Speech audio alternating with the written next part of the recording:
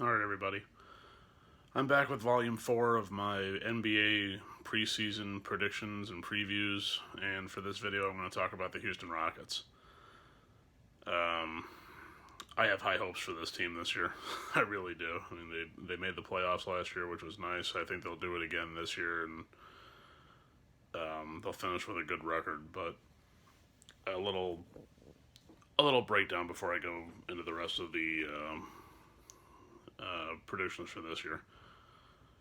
A little recap about last year. When we last saw and or heard of the Houston Rockets, they were finishing a title chase, and they fell to the Los Angeles Lakers in the conference semifinals in 5 games. But at the same time, they would also soon embark on a plane ride home that would serve as the how can I say, the what's the appropriate word? The precipice, I'll say, for a descent into an off season that was full of drama and would eventually carry on into training camp earlier this year. According to reports, while the plane was en route to Houston, then coach Mike D'Antoni had a discussion with then general manager Daryl Morey, and he basically gave a notice of resignation. He basically said to Daryl Morey, I won't be returning to be the head coach of the Houston Rockets going into the 2020-2021 NBA season.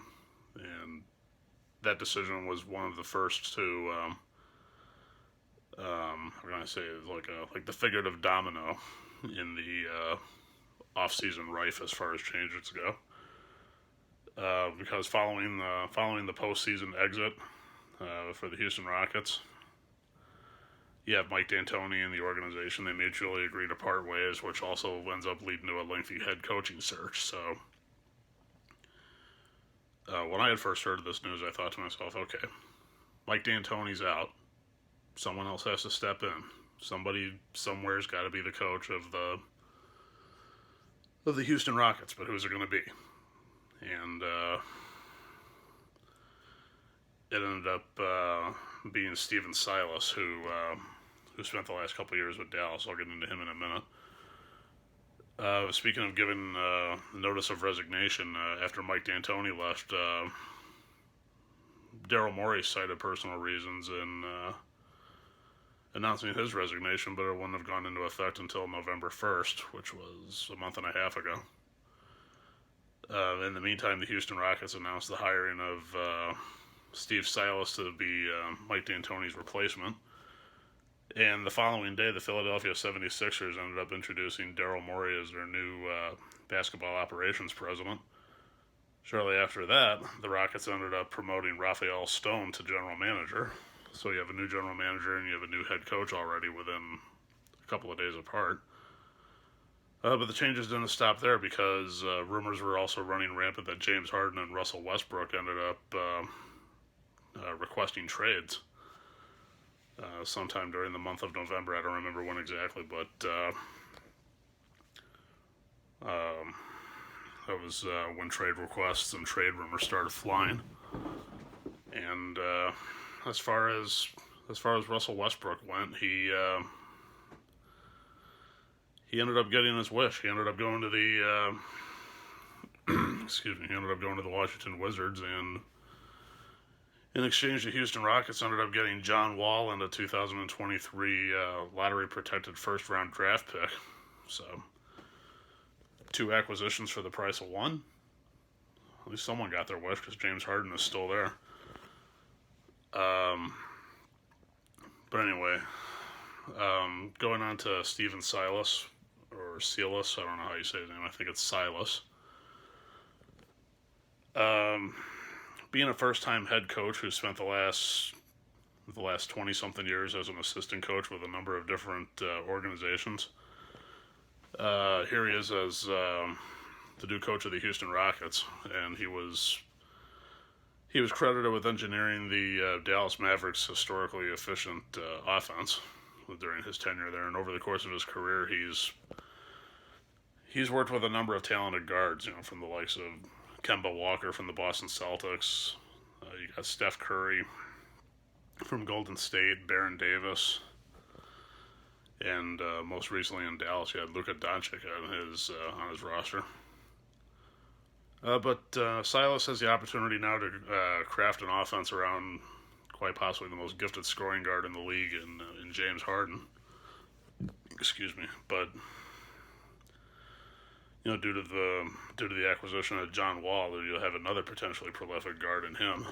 But he's been injury prone the last couple of years, and it's going to take him a while to get reacclimated to the game of the NBA.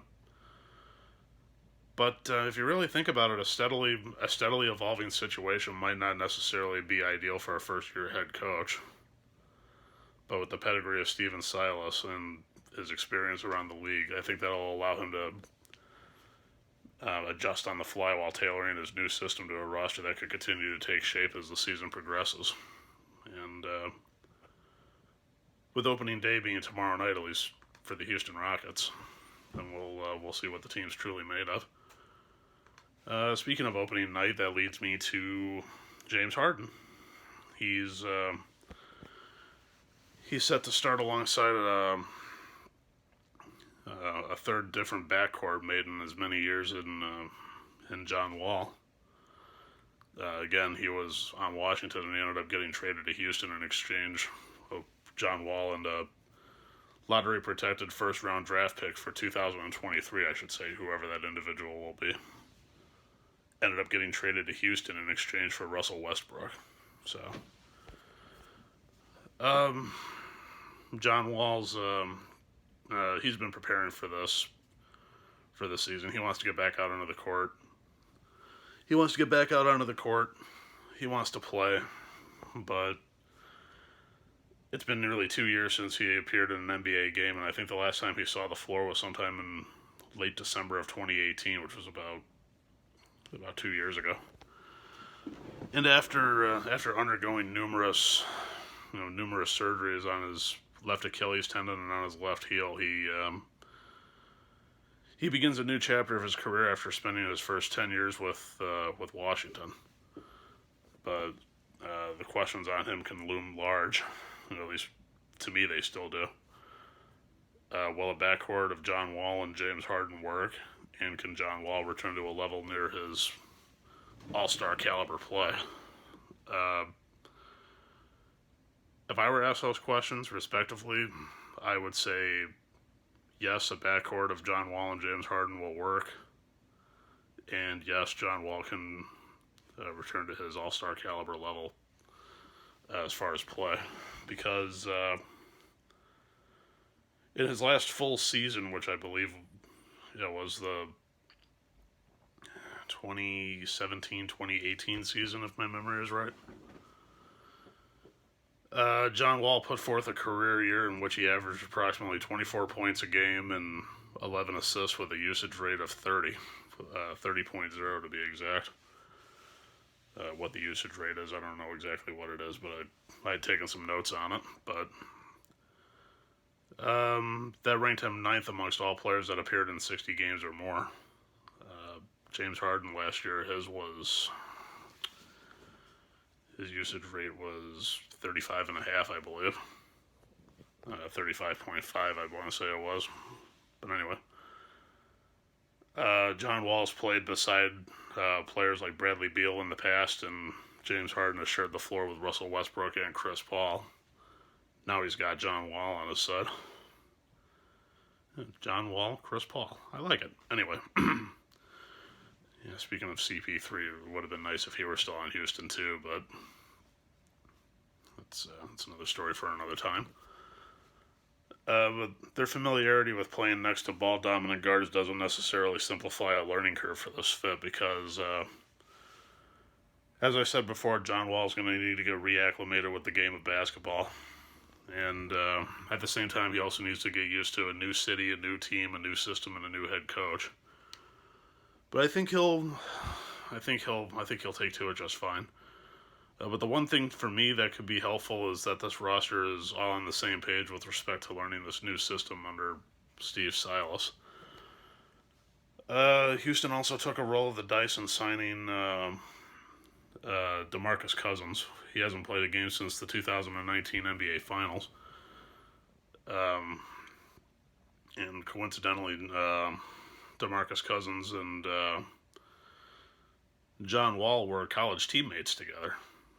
But Cousins has undergone various injuries, and he's said to have looked rather spry during his off-season training. So,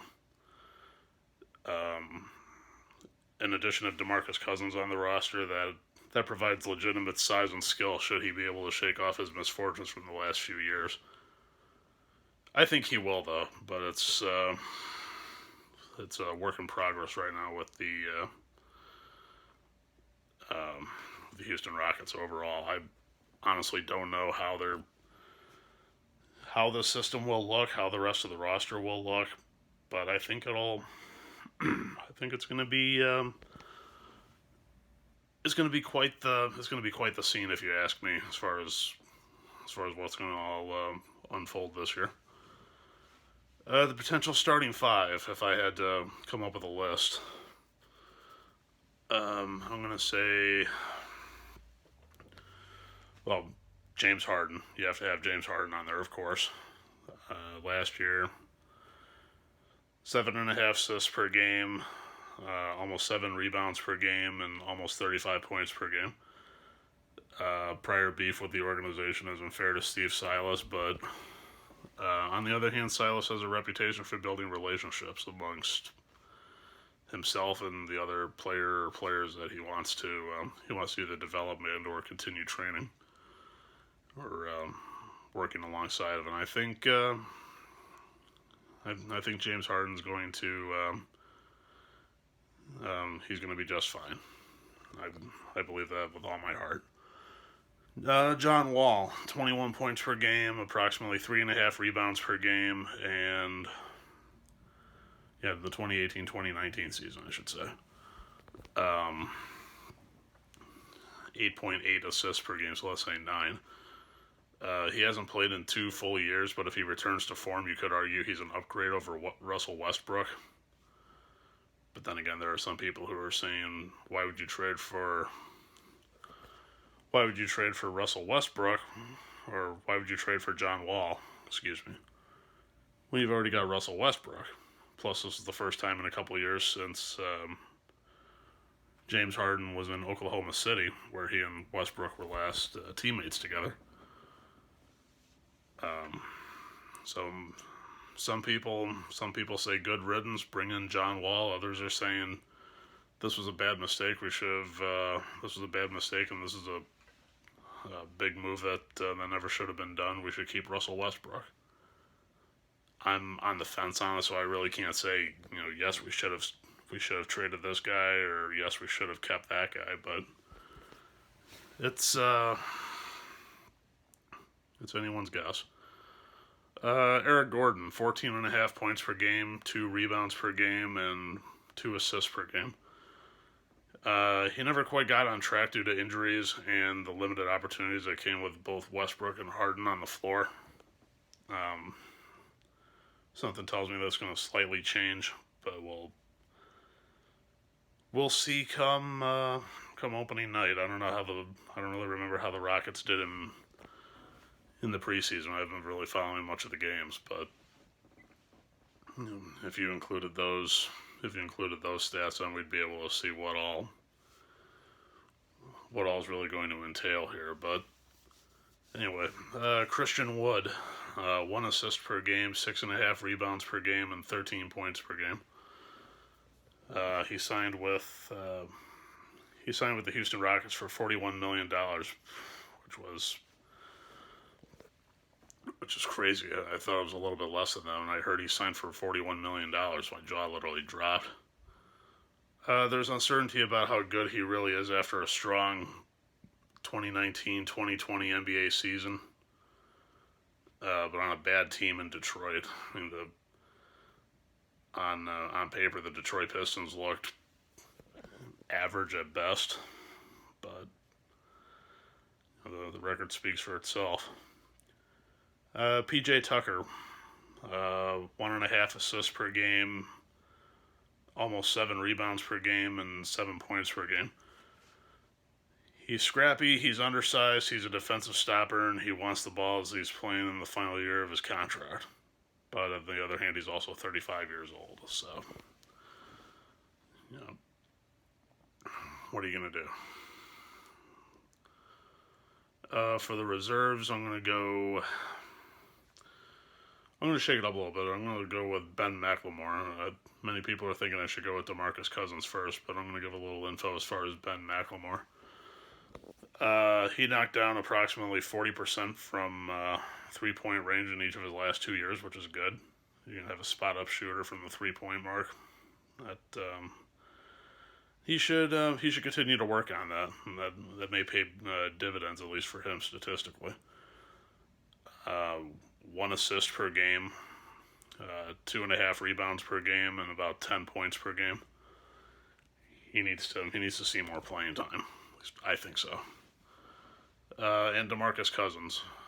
He's a 4-time All-Star. He's been robbed of the last 2 years due to injuries, and had things gone differently for him career-wise and injury-wise over those last 2 years, then maybe these stats would have changed a little bit more so for the better. But 16.5 points per game, almost 8.5 rebounds per game, and 4 assists per game. Something tells me those numbers are going to get bumped up a little bit this year. I have a very good feeling of it. I truly do.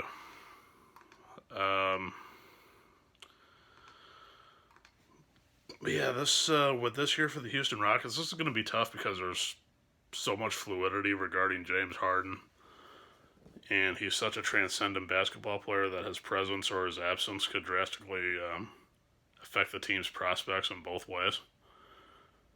So, you know, I originally made this prediction assuming that James Harden was going to get traded, which thank goodness didn't happen.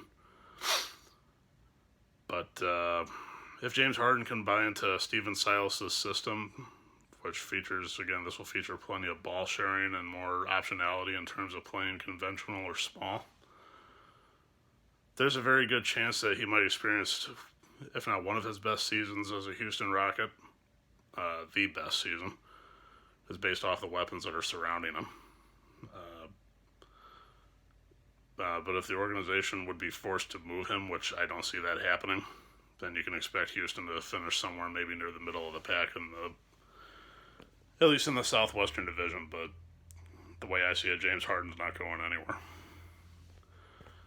And you'd have to be crazy to think any given second now the Houston Rockets are going to trade caliber talent like James Harden. I don't think so. That being said, I predict the Houston Rockets go 42-30, make the playoffs, and put on a better showing than what they did last year. This